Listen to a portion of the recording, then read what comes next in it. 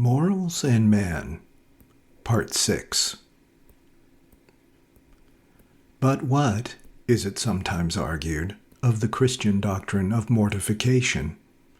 And the example of the saints is again adduced, who certainly seem to be on the side of the negativists.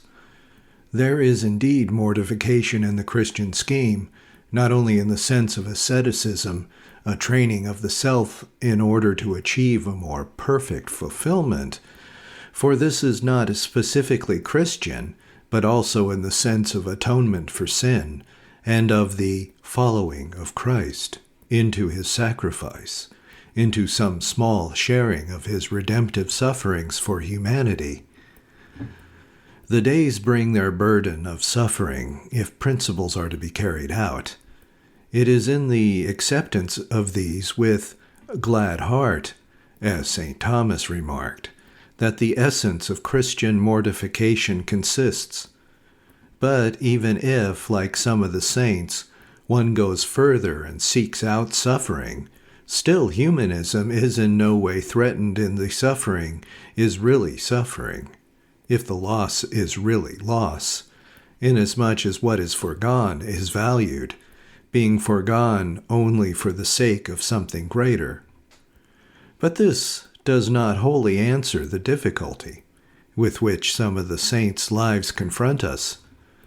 Even when we have discounted the exaggerations and falsifications of hagiographers, it remains true that these saints seem to despise all that is not God, and to stand as an authoritative confutation of all that has been said here.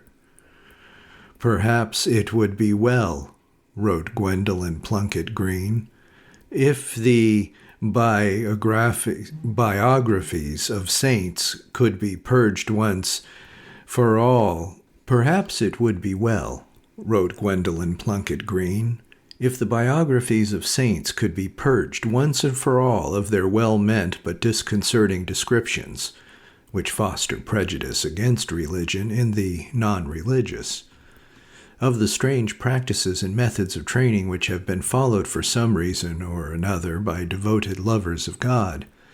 It is not in these queer practices that holiness abides. Rather, they are the shell within which it hides. Imperfection dogs the feet of all humanity. No one of us is without fault, and even saints can be mistaken. The love which prompts such practices is far from common, and it is this we should concentrate upon instead of those things which rather spell confusion than emit peace. The curious things recounted in some of the older lives of the saints seem to have little in common with the balanced temper and life of Christ, the singularity, rich, and right temper of Christianity, and it is this sober, sane temper that we want.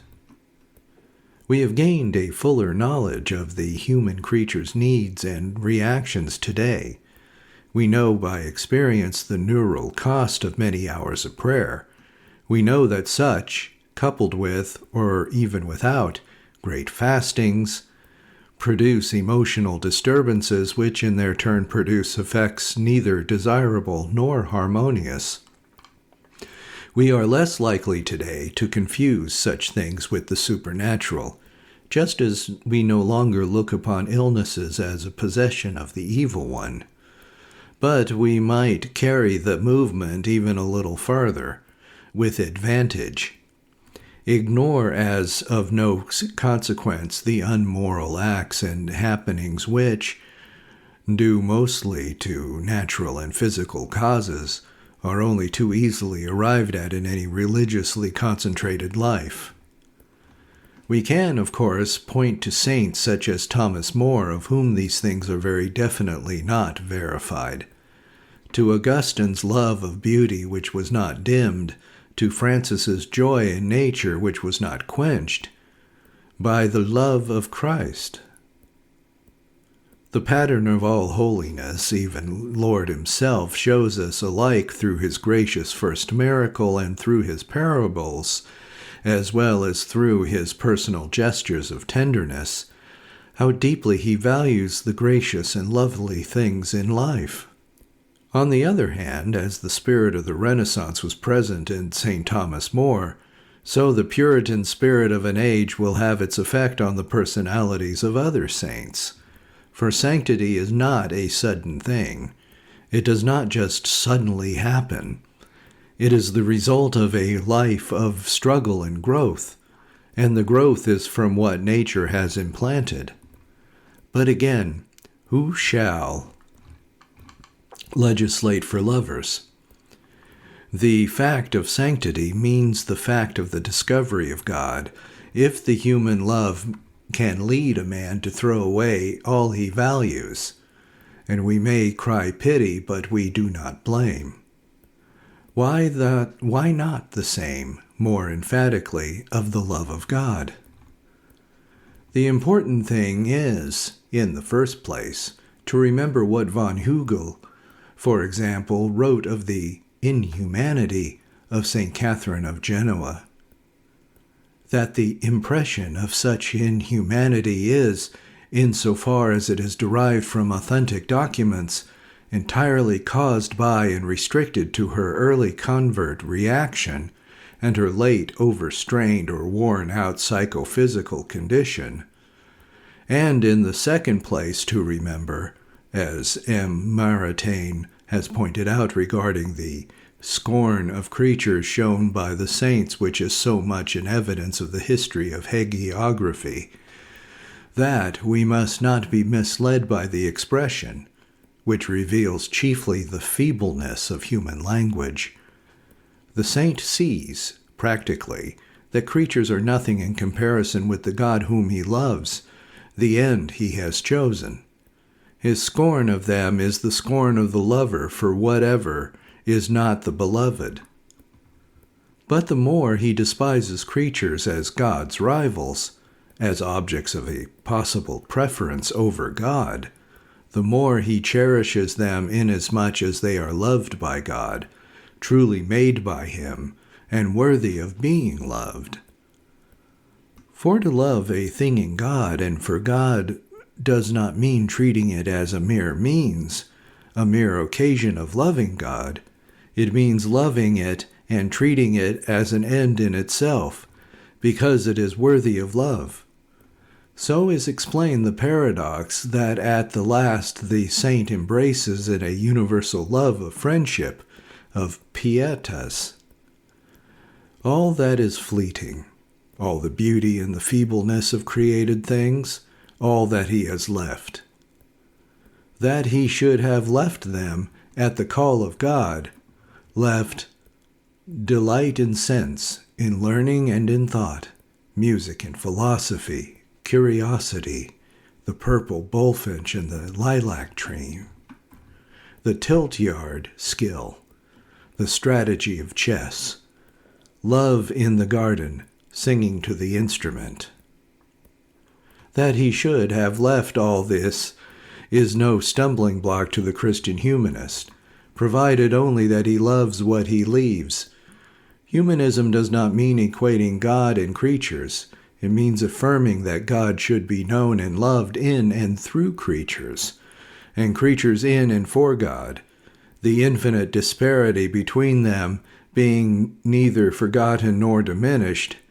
It means affirming that the vision is only to be attained through a process of self-abnegation or purification, and that to glorify creatures to the disparagement of God and the claims of God would not be humanism but the denial of humanism. As Evelyn Underhill pointed out, the drastic because love-impelled process of self-abandonment, often regarded by eager humanists as destructive of personality, is really in the highest degree creative. Indeed, it is the only way in which man can achieve full personality, for it means the integration of the self about its highest center, the fine point of the spirit, and its restoration to that life of worship for which it was made. Only when the primary object of our endeavor is not fulfillment apart from God, but God himself, and fulfillment in and for God. Only then is fulfillment truly found. So Father McNabb speaks of Christ sending Mary Magdalene away from him, from the consolation of his presence to the greater consolation of his will. There is another factor to be considered. Love makes the good of the beloved the first object of the lover's will. The saints are on fire for the realization of the will of God.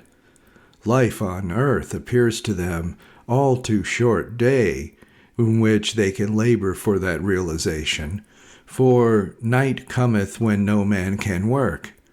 They look upon themselves as soldiers who can carry only the bare necessities, whose lives must, if necessary, be sacrificed for the good of their land, and they look forward therefore to the future for the leisure and enjoy those things which they then set aside.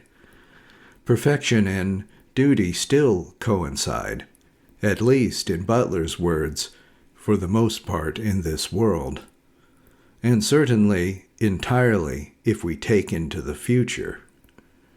A man, wrote H.G. Wells in The World of William Glissold, may live a quarter or a third of his time in a study or laboratory keenly engaged upon things that have nothing whatever to do with his intimate personal drama, activities that add only to the common inheritance. But, in fact, such things have a great deal to do with his personal drama.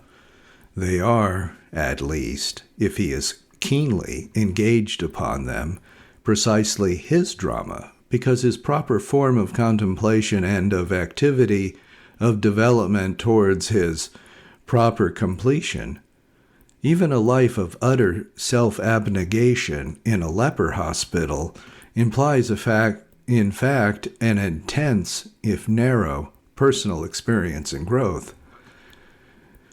The call to renunciation of this or that or the other comes to us all. It does not contradict the theory or supplant it by Manichaeism and denial. It does not alter the fact that there is good news yet to hear and fine things to be seen before we go to paradise by way of Kensal Green. St. Thomas's moral doctrine does not aim at the niggardly ordering of an individual's conduct in blind obedience to a code. It is a cosmic scheme. Its end is God's glory and the Ordo Universi, the fulfillment of the world. It is not solely self-love, however sublime. It is not merely altruism, however grand. It is not merely obedience to a law. It is not the service, however disinterested, of an impersonal absolute, nor obedience to a capricious God. It is the communal striving, motived by the love which is, as St. Thomas says, congregativus, not, like selfishness, disgregativus, after the life of God. Interminabilis vitae tota simul el perfecta possessio, of which the presence and companionship of the first love is the essence. The disorder of our days must compel us to do what little we can to remedy it. In our individual judgments we may often be at fault, and even when there is clear appraisal and true judgment, there is our sinfulness, which mocks at ideals and standards we know to be right.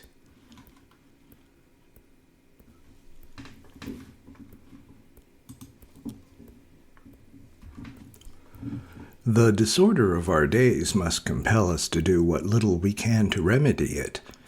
In our individual judgments we may often be at fault, and even when there is clear appraisal and true judgment, there is our sinfulness, which mocks at ideals and standards we know to be right. But at least we can try to secure a just outlook, to keep a sense of direction, to develop the depth and breadth of what might be called the theological mind, and by fighting legalism as well as antinomianism or agnosticism, to help other perhaps to develop it also.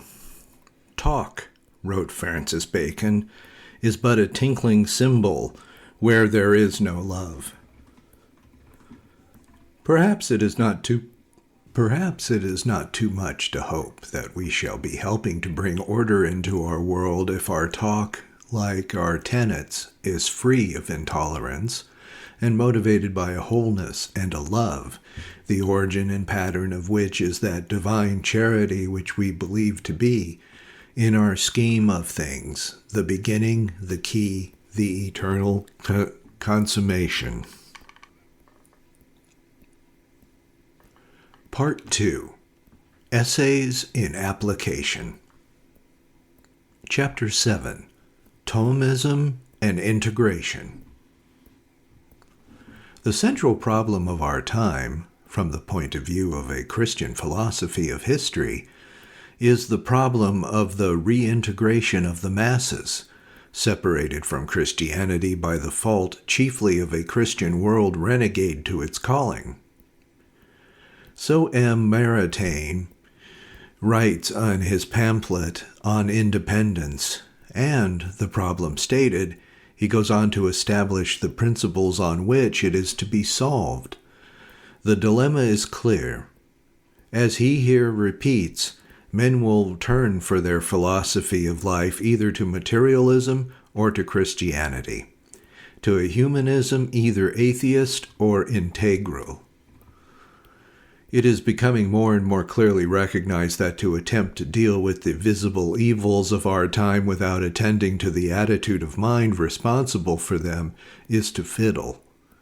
It is only by the discovery and establishment of principles, of a world view, that they can ultimately be remedied.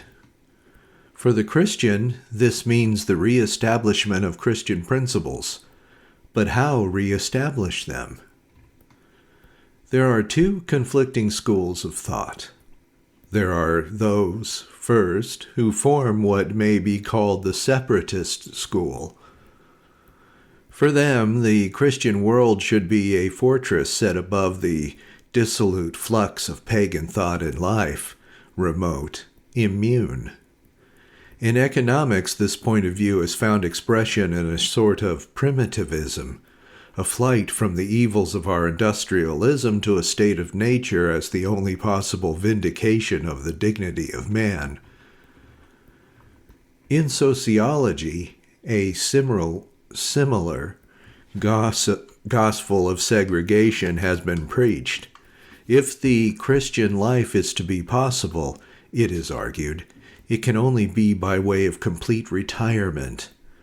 And all Christian city is thus envisaged, wherein life may be compact of equity and love, the law may never be flouted, the spirit may grow to perfection uncontaminated by the breath of sin. In religion and philosophy, again, the same attitude is apparent, and issues in a refusal to acknowledge the possibility of benefit from the thought, the religious experience, of others. Let us cut ourselves off, then, that this theory urges, from whatever is non-Christian. Let us set up, unsullied, unmixed with error and evil, the city of God, and so offer an example to the unhappy infidels who prowl without. The exponents of the second theory, whom we may call the integrationists, diametrically disagree. They will not jettison man's progress in knowledge and power simply because it has in fact resulted in a social structure vitiated or even rotten to the core. For they distinguish between this progress itself and the use which, unnecessarily they hold, has been made of it. They will not sacrifice the wealth of experience and the consequent visible growth of soul, while contact with their fellow men affords, nor, on the other hand, will they forego the possibility of contributing directly to the good of human society as a whole, for indeed they consider this their duty as Christians. They will not admit that the interests of the Christian should be bounded by the limits of his own ecclesiastical orbit and the events which there occur, or that may not be enlightened and enriched by the thought of the religious experience and the practice of the rest of the world. Separatism, or integration, this is the dilemma. Are we to flee from the world about us, or are we to accept it as our proper environment? An environment which is all the more necessary to make our own, because it is so preeminently needs the help which each can in some measure give to it. The question is complex. The answer cannot lightly be given. We are commanded, so the separatist might argue, to seek first the kingdom of God and his justice. We are bound, in other words, to see first of all that our environment is such as will make possible the living of a complete Christian life. In fact, it is not. We ought then to segregate ourselves from our environment. True, there is no question, at the moment, in this country, of religious persecution. But the whole structure of life, the economic and social conditions in which we have to live, the sort of influences with which we are surrounded, are largely anti-Christian. We can build our churches, we can hold our religious services, but this is only one element in the Christian life. And with many other elements, our civilization interferes. As the Hebrews were led by God out of Egypt, as the desert fathers went forth into Nitria and Thebaid, so ought we to be ready for the day when we may go forth and found a new city where the full service of God and perfection of man will be possible. We cannot deny the weightiness of the argument, but there is a counter-argument from the integrationist side. The Hebrews, it may be replied, were led forth from an alien land. We are not in an alien land. The Hebrews had no duty to fulfill towards the Egyptians, but our civilization is part of ourselves. To the Roman civic conscience, the exiles in the desert, the Thebaid, are deserters from a sinking ship, fugitives from a rotting civilization concerned only for their personal integrity. Augustine had the civic conscience. The sack of Rome sent him to his book of reconstruction, a city that had foundations, whose maker and builder is God, but a city that could be built on the rubble of the empire, even as Blake would have built Jerusalem among the dark satanic mills. The society in which we are living is our society. It is still, however remotely, the potential city of God. And are we justified in abandoning it? We cannot argue that we have little influence upon our society. Every member of a society has his influence upon it in one way or another, and our collective influence upon it might be immense. And every Christian is, as such, meant in one or another to be an apostle. He has a mission to fulfill, for he believes, in humility, that he has been entrusted with the talent of truth, and he is not permitted to bury it in a napkin. We may be strongly tempted to relapse into cynical inertia, to murmur gently, "Somehow, Eustace, alas, I have not felt the vocation," and to leave the world to look after itself. But that attitude is unchristian. And this line of argument is the kernel of integrationist thesis. M. Maritain, taking this duty of working for the good of society as a whole as axiomatic, the unequivocal in stating his own position. Let me here state the inner conflict, he writes, which, to my mind, hinders so many generous efforts for the expansion of the kingdom of God. There is the social or sociological instinct of earthly collectivity, an instinct which is worldly.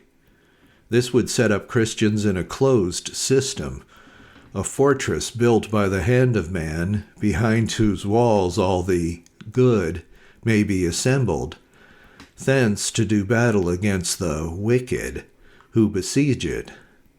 There is, on the other hand, the spiritual instinct, an instinct which is of God.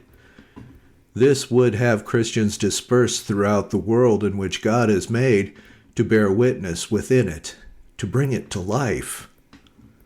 How shall men, separated from us by the battlement of age-long prejudice, take into account our faith if we, instead of reverencing their souls, their aspirations, their anxieties of spirit, remain entrenched in Pharisaic isolation? The Christian must go into the world, speak to the world, be in the world, and penetrate the world to its utmost depths, not only to give testimony to God and to eternal life, but to do, as a Christian, his human work in the world. Man is, as so often been said, by nature a social animal. His own nature demands that he live in society. This means more than that no individual is self-sufficient in the business of living. The experience of every man affects the experience of the race. The nature of every man is affected by the past history of the race. We are all of us different men for the existence of Plato and Caesar and Shakespeare. We cannot separate ourselves from the common heritage of our race and age. And as we are constituted, not absolutely, in isolation, but in the solidarity of the past, so we are here and now active, dynamic, not in isolation, but in the solidarity of the present. And if we are renegade to it, we are trying to rid ourselves of ourselves, to reduce ourselves to the unreality of a two-dimensional figure. On the other hand, if the individual stands in need of and is largely constituted by society, society in its turn, the bonum commune, stands in need of and is built up by the individual. It is the duty of each to play his part in the perfecting of the whole. If philosophy makes this sufficiently clear, religion gives it at once a new urgency and a wider significance. The fall from grace was the fall, not of one man only, but of all mankind. The redemption, in its turn, is the redemption not only of individuals, but of mankind as a whole. The solidarity of the race is divinely taught us, and its implications are clear. What is the world we must hate and flee if we are to obey the Lord's injunctions? Is it necessary to say that it is not the world which God created and saw to be good, but that spirit of worldliness which seeks itself in opposition to him, a spirit which is not localized, restricted, or visible in a group or type, but invisibly everywhere where sin has entered? No need to ask, which is the world we hate? The lover of God becomes to himself the hated world, as he learns the evil within him. So God so loved the world that he gave his only begotten Son. And our Savior died for the world, begging forgiveness for those who knew not what they did. And our Lord knows and loves his own, and loves those turned away from him, searches after those who are lost. If we do not love, we do not know God, and he that loveth not abideth in death. Actually, when we must also love the world, overcome its evil with good, and we overcome the world through the love of Christ, who gives us this power, we must not despair of the world. Be of good cheer. I have overcome the world. As in the whole texture of earthly life, the successes and failures of the world are our successes and failures. We bound up with them, they needing our share of help. So in religion we have to recognize that we have much to learn from the world, whose faith is not ours. For it would be intolerable pride on our part to suppose that we have so well used the gift of faith that there is, in our expression of it, our worship, our way of life, our spiritual growth, nothing to be corrected or improved, nothing to be learnt from those who, loving God, may well be granted a light, perhaps denied to our opacity, but we have to recognize, on the other hand, that we are to labor and to spread the gift of faith itself, that charity is congregativus, not disaggregativus, and that we need the world to integrate ourselves. The gift we bear so unworthily within us is needed in the designs of God. How much more urgently to integrate the world, to fulfill the divine purpose, the building up of spiritual in the temporal, the establishment of the city of God. Have we not then to make ourselves one with our environment, even when that environment is something that must be radically altered if Christianity is to flourish? Rather, precisely because it needs to be radically altered if Christianity is to flourish, for we ourselves can and ought to be active in the work of alteration. Have we not to reverence the souls of men, to set aside unequivocally all thought of Pharisaic isolation? We must, of course, be clear as to what we mean by becoming one with our environment. The Christian, as M. Maritain puts it, cannot give his soul to the world. It is essential to keep independence of thought, to create it indeed if it is not present, to reject the temptation of coming gradually to acquiesce in what we know to be evil. For we cannot placidly allow ourselves to become accomplices in any evil thing, to take part in enterprises which are contrary to the law of God and the nature of man. The policy of integration does not mean this, but it does mean that we shall in the first place try rationally to separate the good from the evil in the civilization in which we live, that we shall then fight the evil, making ourselves one with what is good, that we shall not separate ourselves from, but on the contrary, unite ourselves with the society as a whole, knowing that while we can expect the fullness of realization of our somewhat of possibility,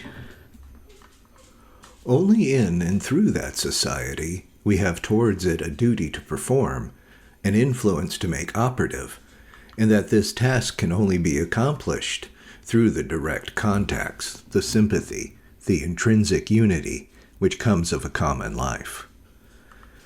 The integrationist policy has an especial application in the sphere of philosophy. Any nation, wrote Sir Arthur Quiller Couch in the preface to his lectures on the art of writing, any nation that potters with any glory of its past as a thing dead and done for, is to that extent renegade.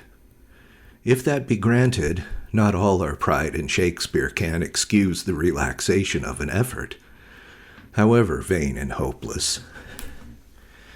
to better him, or some part of him. If, with all our native exemplars to give us courage, we persist in trying to write well, and can easily resign to other nations all the secondary fame to be picked up by commentators. Philosophy, certainly, is a science.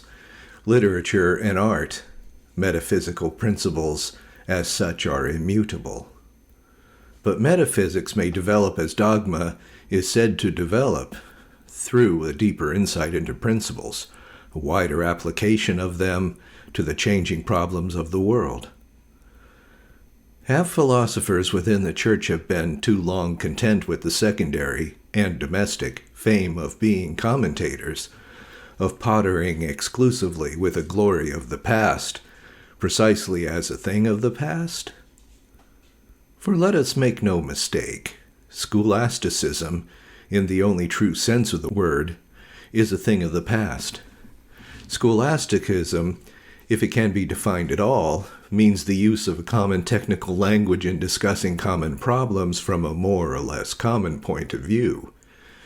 It says nothing of principles, of solutions to the problems. It says nothing of principles, of solutions to the problems, for diametrically opposed solutions are enclosed within the various systems comprised by the term. And the language is, to the ears of the contemporary world, dead and unintelligible. Many of the problems, when we have accepted those great questions which always have perplexed and always will perplex the mind of man, are equally dead and unintelligible. The point of view, the angle of approach, has changed. We read in the Siècle de Louis XIV of Un nomine voet a nome Stoicatus that they were professors of the Gallamatis Scholastica. The language of scholasticism has even become jargon, divorced from and alien to the temper of the contemporary mind. No particular philosophical system, historically dating from the scholastic period, need necessarily be dead and done for.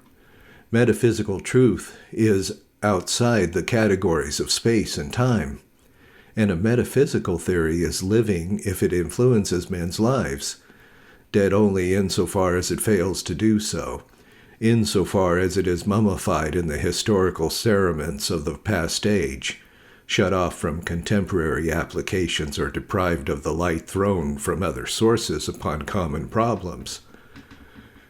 To treat a scholastic system as something which has meaning for modern problems, and to free it therefrom from the accidentals of language and treatment which confine it to one particular age or habit of mind, is to treat it as living. To hold it buried in the accidentals of history is to make it a dead relic of the past. As to regard Thomism, in particular, as a closed system, complete and perfect, is surely to be renegade to the spirit of Thomism itself.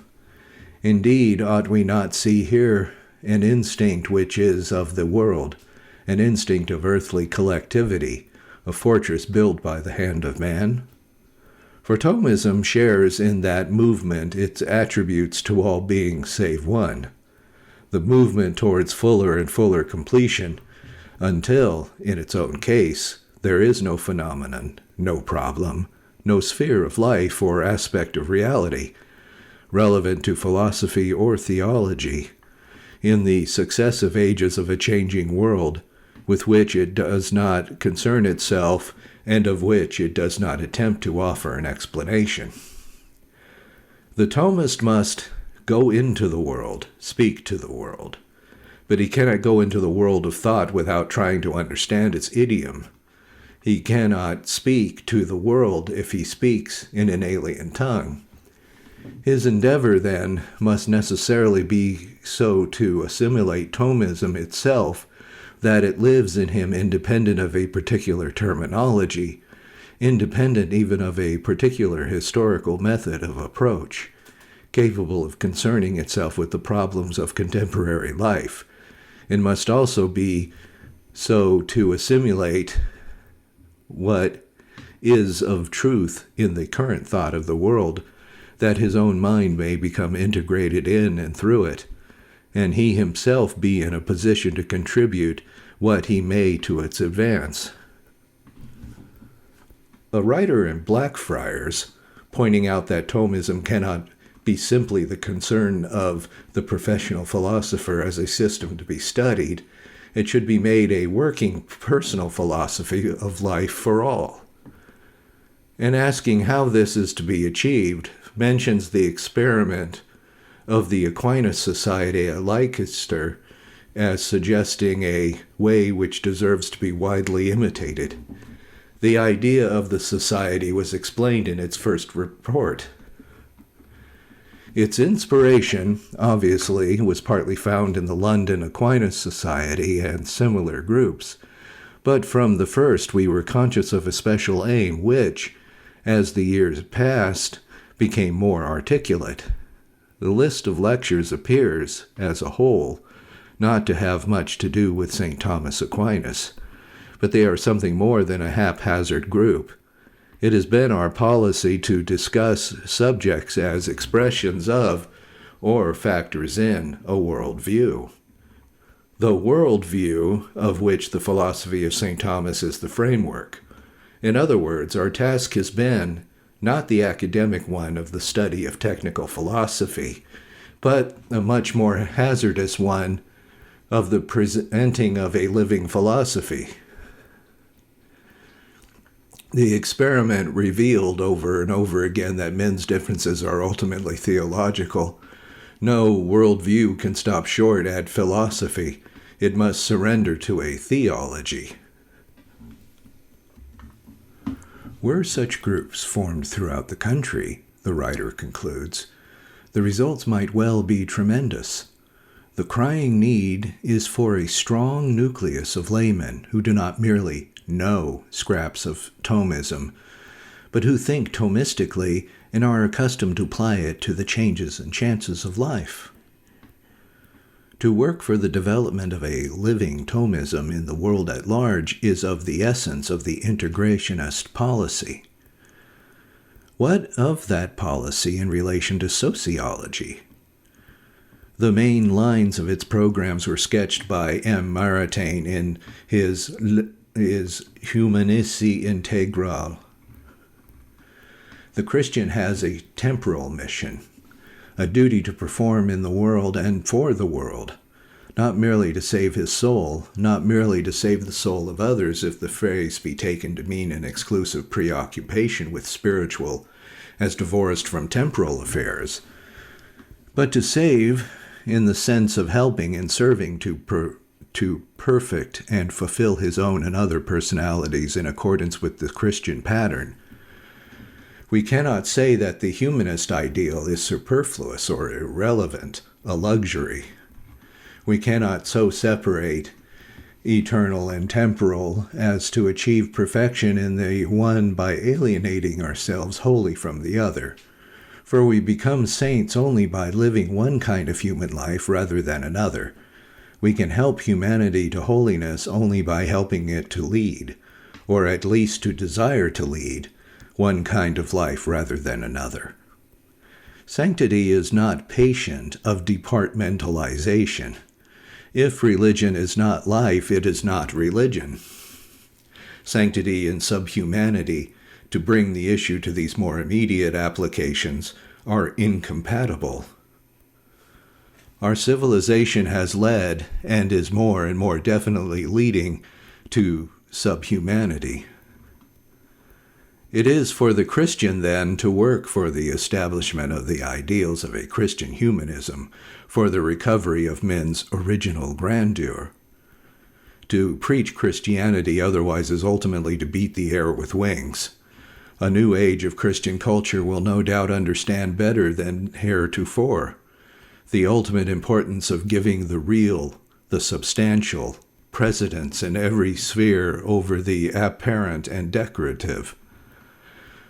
The really and substantially Christian over the apparently and decoratively Christian.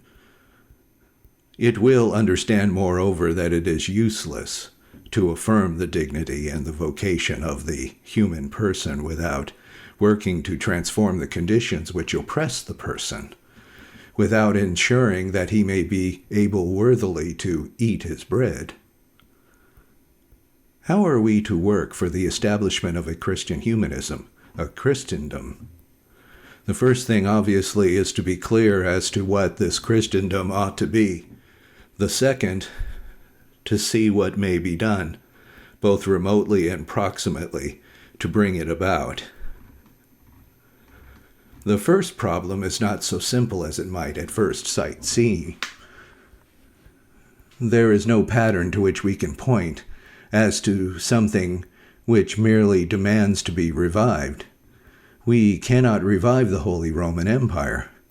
As sanctity differs in manner in different historical conditions, we may suppose that the Christian's awareness of his temporal function today calls for a new type of holiness, which one might characterize primarily as a holiness and a sanctification of the secular life, and that the new type of Christendom, which the exigencies of today would seem to point is a Christendom not sacral, but profane. A civilization which is no longer simply an instrument of the spiritual, but is an end in its own order. The old bad theory of the two ways, contemplation, perfection, for the cloister, the bare minimum observance of commandments for the world, the state of the imperfect. This is an invalid distinction. So widespread, it would seem, in the 16th and 17th centuries, must receive practical refutation. Profane will no longer be opposed to sacred as impure to pure. For the gospel principle, the sanctification of the profane, the penetration of grace into the depths of the world of nature, will reach a further step in its gradual manifestation and realization. Ought we to conceive of a new Christendom as essentially, specifically different from that of the Middle Ages, while expressing in itself, analogously, the same principles? We reply, yes. For not only do we recognize the radical irreversibility of the movement of history, in contrast to the pagan concept of the eternal return or recurrence, but further we hold that this process is the stage of a divine and human drama of which visible events are but symbols, and that humanity, carried on by this irresistible movement, passes through essentially different historical climates, which create specifically different conditions of realization for the principles of civilization. An experience which has been completely lived out cannot be begun anew. Further, it is impossible to conceive that the sufferings and experiences of the modern age have been in vain. That age has sought for the rehabilitation of the creature. It has sought it in the wrong directions, but we ought to recognize and salvage the truths which lie hidden there captive. It would be to go against God himself, to fight against his supreme governess of history, if we were to try and immobilize one univocal pattern in a pattern of the past, the ideal of a culture worthy of being the aim of our activity. The aim of Christian action will be not to recreate an old, dead culture, but to create a new and living culture. So the Christian position is integraliste and progressive. The task which confronts the Christian is the task of saving the humanist truths which for centuries of anthropocentric humanism have disfigured, of saving them at the very moment when the culture is decaying, and when these truths, together with the errors which distort and oppress them, are threatened with dissolution. The armory of ideas for this task is to be found in St. Thomas. As the Augustinian theology of grace and liberty dominates the Middle Ages, and the theologies of Calvin and Molina dominate modern times, so, in our view, will the theology of St. Thomas dominate a new Christendom. For St. Thomas is not scholasticism, nor is Thomism essentially bound up with scholasticism. And while the latter, being essentially a particular mode of expression, of learning problems, belongs to a dead past, and we cannot seek to revive it, Thomism is in essence bound to no particular type of expression or method, but on the contrary carries with it St. Thomas's ability to discern in the heart of established order and ecumenical Catholic tradition the strongest forces of life, of revolution, of renewal, and can, as he did, salvage and assimilate into the Catholicity of a doctrine perfectly pure and free all the truths, despising no one of them, towards which the thought of paganism in its darkness and the discordant systems of philosophers are striving. For this is one of the main planks of the integrationist platform. If we are to establish the pattern of a new Christendom, it must be by way, first, of criticism of our world as we know it, but secondly, constructively, by way of assimilating into Christian society all the good our civilization has achieved. Christian humanism, integral humanism, can embrace everything because it knows that God has no contrary and that everything is irresistibly carried forward by the movement of the divine governance.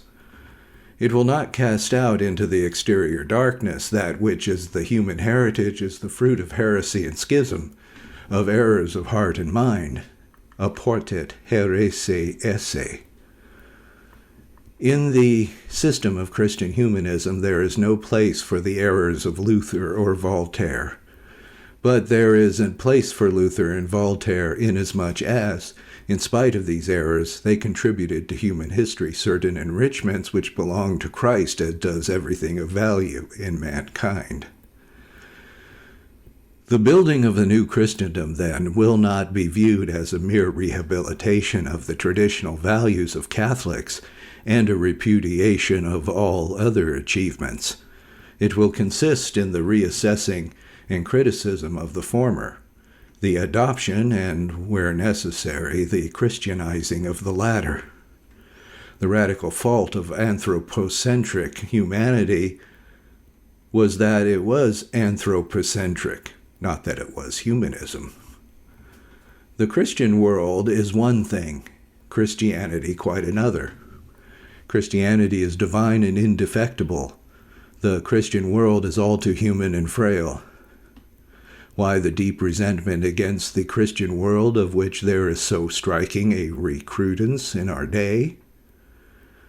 Above all, through the fault of a Christian world unfaithful to its principles, and the tragedy is that this resentment fails to make the fundamental distinction, and its hatred of the behavior of Christians becomes also a hatred of Christianity and Christ. The Christian world of today has failed in its duty. In general, it has enclosed divine truth and life within a limited section of its existence, in the sphere of religious observance, and, at any rate among better Christians, in the affairs of the inner life. Social, political, economic life, these it has abandoned to their own carnal law, withdrawn from the light of Christ. Marx, for example, is right when he declares that a capitalist society is an anarchical society wherein life is defined exclusively as a gamble in private interests. Nothing is more contrary to the spirit of Christianity. Hence the resentment against those who have not been able to realize the truth they bore, a resentment which rebounds onto that very truth itself. The refusal to acknowledge that there could be anything to criticize in Catholic society, a refusal due, it would seem, to a sort of collective inferiority complex, the fruit of which the centuries of persecution and oppression is one of the causes of both the hatred of Catholicism and of secession from the Church. The saints had for 3 centuries been calling in vain for the reform of the Church when the tempest of Lutheranism broke. It had also perhaps one of the greatest practical obstacles to the reunion of Christians, and as such is of first importance in the present context, the formation of a new Christendom. There is indeed a very real danger that in turning all the armory of our criticism against the evils of the contemporary anti-Christian world of Marxist communism, we may fail to recognize and acknowledge fully the evils of our own society and the extent to which they are leading us to subhumanity and to the dethronement alike of human and of Christian values.